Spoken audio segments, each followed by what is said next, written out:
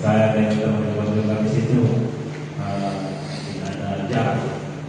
Saya terserah akui, mungkin ada yang belum tahu, saya juga adalah selama ini aktif di media. Cuman sejak baru KPU sudah tidak aktif lagi, karena memang di KPU kita dilarang untuk membagi dua pikiran dan bukan pikiran ya, pekerjaan. Jadi sedang termasuk pahamikannya sebagai sebelumnya aktif sebagai PNS, pada saat dia menjadi anggota itu sudah tidak aktif lagi, dia mengaktif sebentar, dan semua jenis pekerjaan setelah bergabung di KPU itu sudah tidak bisa lagi. Kita harus fokus di KPU. Ini hanya pengantar saja. Jadi saya ingin sampaikan bahwa seperti yang disampaikan Pak Sekretaris tadi, bahwa dia Pak Ketua bersama kita pada sore hari ini, hanya saja beliau lagi tugas luar bersama dengan Pak Yudi juga tugas luar. Pak Ketua ke Makassar, Pak Yudi ke Solo, dan besok baru berakhir. Saya dengan Pak Ali yang masih ada di Tangerang, dan seperti kita bersama seorang anggota KPU beberapa waktu lalu berpulang, yakni Pak Abdul Razak.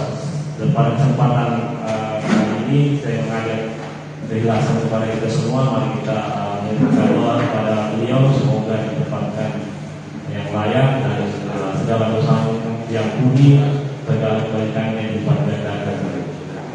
Mari kita berdoa bersama-sama menurut keyakinan masing-masing, ditujukan kepada almarhum Bapak Abdul Razak. Terima kasih. Seperti yang disampaikan tadi bahwa ini adalah agenda sosialisasi. Sebenarnya tadi saya kalau dengan teman-teman wartawan itu kita sebenarnya tidak perlu memberikan sosialisasi pendidikan politik. Kenapa? Karena beliau lebih paham soal ini. Tentu teman-teman wartawan lebih banyak pengetahuannya malah dibanding kita di KPU tentang kepemiluan. Apakah itu soal pelaksanaan hari hanya kelak, kemudian tentang money politik dan segala macam. Saya pikir teman-teman wartawan sudah paham semua. Yang hanya beberapa hal mungkin yang perlu disampaikan, bahwa KPU dengan wartawan itu pada dasarnya sama, punya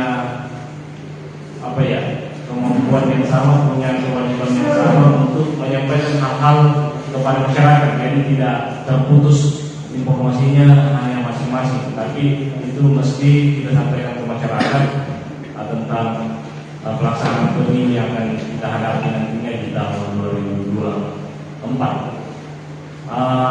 Termasuk soal ini banyak beredar di luar bahwa KPU akan melakukan rekrutmen. Kebetulan di sosialisasi juga yang membidai soal itu, nanti beliau akan memberikan gambaran seperti apa pembentukan badan ad hoc nanti dalam hal ini PPK dan PPS dalam waktu dekat dilakukan. Kalau yang KPS masih lama karena 1 bulan terakhir menjelang hari H.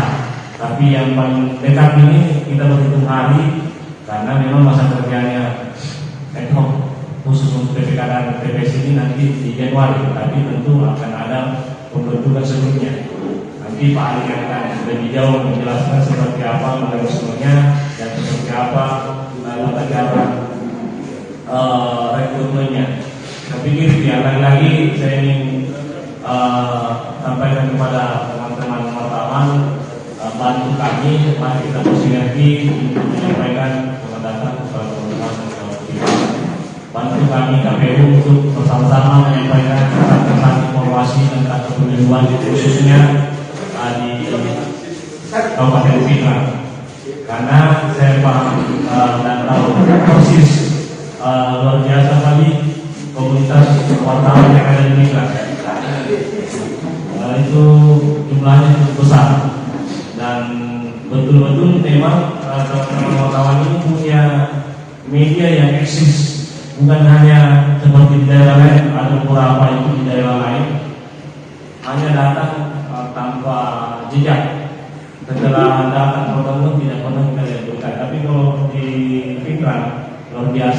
baik dicetak dan lebih di online.